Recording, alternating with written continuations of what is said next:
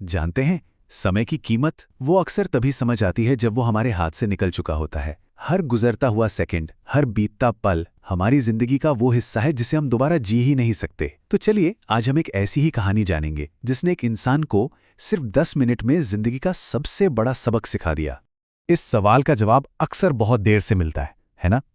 आज की कहानी एक ऐसे ही नौजवान की है जिसने समय को बहुत हल्के में लिया और फिर वही समय उसकी जिंदगी का सबसे बड़ा गुरु बन गया। तो चलिए मिलते हैं विवेक से। नैनपुर का एक नौजवान था, पढ़ने में बहुत तेज, दिमाग एकदम शार्प, लेकिन उसकी एक बहुत बहुत बुरी आदत थी, काम को टालना। और बस यही एक लाइन उसकी पूरी जिंदगी का मोटो बन गई थी। चाहे पढ़ाई हो या घर का कोई काम, हर चीज के लिए उसका एक ही जवाब होता, अरे यार कल कर लेंगे, अभी तो बहुत वक्त है। लेकिन समय हमेशा किसी का इंतजार तो नहीं करता, है ना? तो भाई विवेक की जिंदगी में एक बहुत बड़ा मौका आया। देश की टॉप आईटी कंपनी में इंटरव्यू का मौका। एक ऐसा सपना जो हर स्टूडेंट देखता है। इंटरव्यू था सुबह 9 बजे। विवेक ने सोचा था जल्दी उठूंगा, बढ़िया तैयारी करूंगा। लेकिन जब सुबह अलार्म बजा तो वही पुरानी आदत हावी हो गई। उसने कहा बस 5 मिनट और वो 5 मिनट कब घंटों में बदल गए पता ही नहीं चला। जब आंख खुली तो घड़ी 8:45 दिखा रही थी। वो घबराकर भागा, लेकिन ट्रैफिक, भीड़ और ऊपर से उसकी खुद की देरी सब मिलकर जैसे उसके खिलाफ हो गए। नतीजा, वो बस 10 मिनट लेट था। और जब वो इंटरव्यू के दरवाजे पे हांफते हुए पहुंचा तो उसे यही सुनने को मिला, सॉरी टाइम इज ओवर, आप लेट हैं। बस सिर्फ 10 मिनट की देरी ने उसकी करियर का सबसे बड़ा मौका उससे छीन लिया।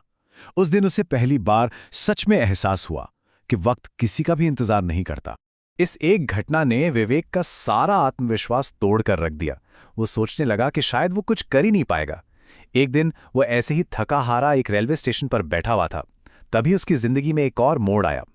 तभी एक बुजुर्ग आदमी उसके पास आए।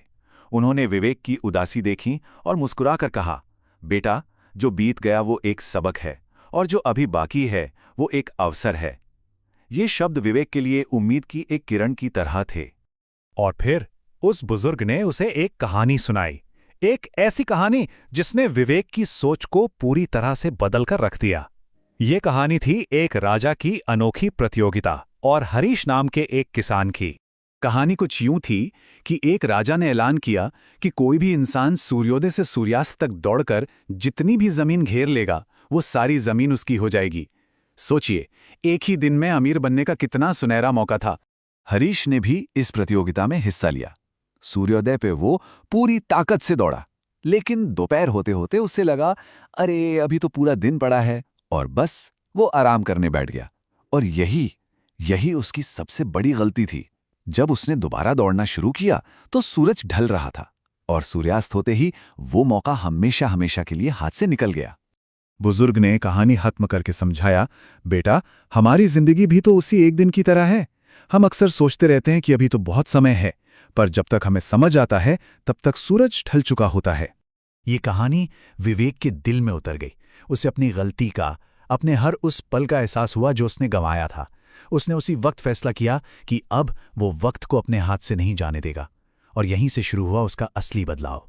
और ये बदलाव सिर्फ सोच में नहीं था, बल्कि उसके एक्शन में भी साफ दिखा। उसने एक नया रास्ता अपनाया।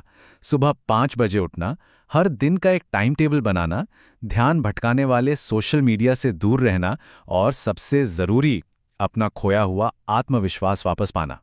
उसने जी जान लगाकर मेहनत की और नतीजा देखिए, 6 महीने बाद उसी कंपनी में फिर से भर्ती निकली।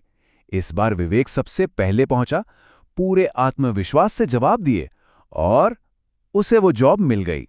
विवेक की कहानी हमें एक बहुत बड़ी सच्चाई सिखाती है।